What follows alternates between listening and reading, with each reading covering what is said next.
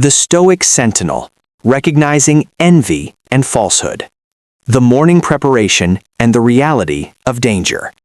The journey of the Stoic is often romanticized as a solitary walk through a quiet garden, a retreat into the self where the noise of the world falls away.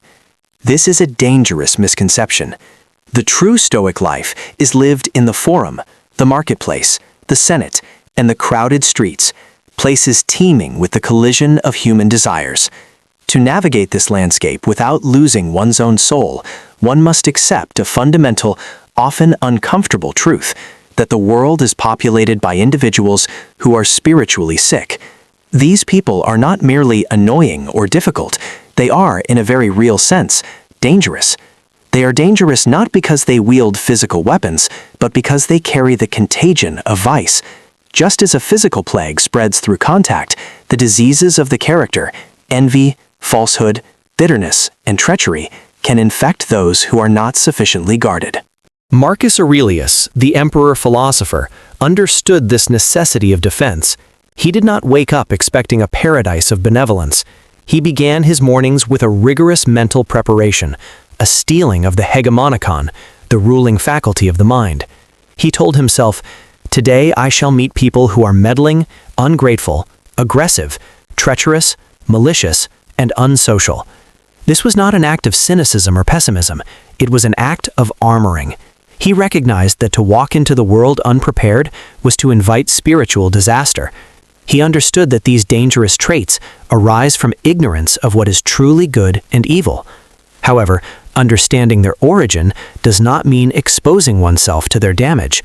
The Stoic must be a sentinel, standing guard at the gates of their own mind, capable of recognizing the dangerous person before they breach the walls of the inner citadel. The nature of the dangerous soul. To understand why certain people are dangerous, we must first understand the Stoic conception of the human mind.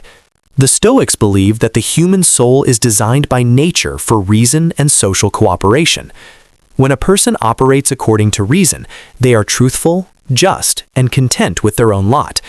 They are safe to be around because their behavior is consistent and aligned with the truth, logos. However, when reason is usurped by unchecked emotions, what the Stoics called passions, the person becomes unstable. The dangerous person is one whose internal compass is broken. They are not guided by logic or virtue, but by the chaotic winds of their own insecurities, desires, and fears. Envy and falsehood are the two most corrosive byproducts of this internal collapse. Envy is a rebellion against fate. It is a refusal to accept one's own position in the cosmos and a hatred of the good fortune of others. Falsehood is a rebellion against reality. It is a warping of the truth to manipulate outcomes or perceptions.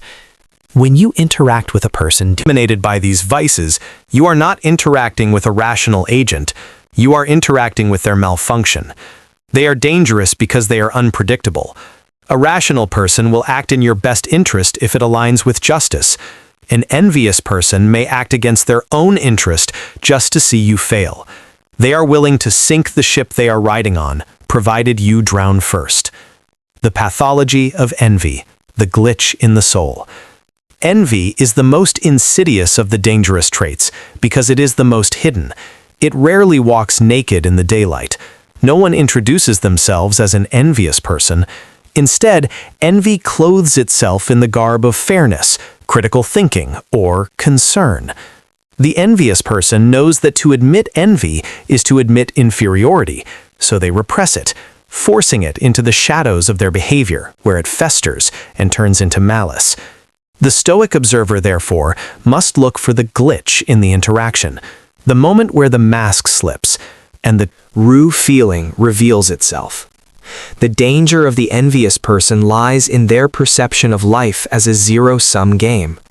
To the healthy mind, your success is a testament to human potential. To the envious mind, your success is a personal indictment of their failure. They feel that your light casts a shadow on them. Therefore, their primary motivation in any relationship is not connection, but leveling. They need to bring you down to a level where they feel superior, or at the very least, equal in misery. This makes them dangerous because they operate as saboteurs. They are the ones who will offer you a drink when you are trying to get sober, who will remind you of your past failures when you are trying to build a new future, and who will sow seeds of doubt when you are on the verge of a breakthrough. Recognizing envy, the test of the good news. One of the most reliable diagnostic tools in the Stoic arsenal is the good news test. The next time you experience a triumph, a promotion, a new relationship, a personal victory, share it with the person you suspect of being dangerous. But do not listen to their words. Words are easy to fabricate. Watch their face. The Stoic pays attention to the micro-expression, the fleeting, involuntary muscle movement that occurs in the fraction of a second before the social mask is applied. When a true friend hears of your success, their immediate, instinctive reaction is a mirroring of joy. Their eyes light up, their mouth curves upward, and their energy lifts. This is because they identify with you. Your good is their good. The envious person, however, experiences your success as a physical blow. For that first split second, you will see a flash of something else, a tightening of the lips, a narrowing of the eyes, a momentary deadness or coldness. It is a look of pain. Then, a second later, the cortical override kicks in. They force a smile. They say, "That's great," but the timing is off. The rhythm is wrong. The smile doesn't reach the eyes. This lag, this gap between the news and the reaction, is the signature of the dangerous soul. It reveals that they are manually constructing a reaction that they do not feel.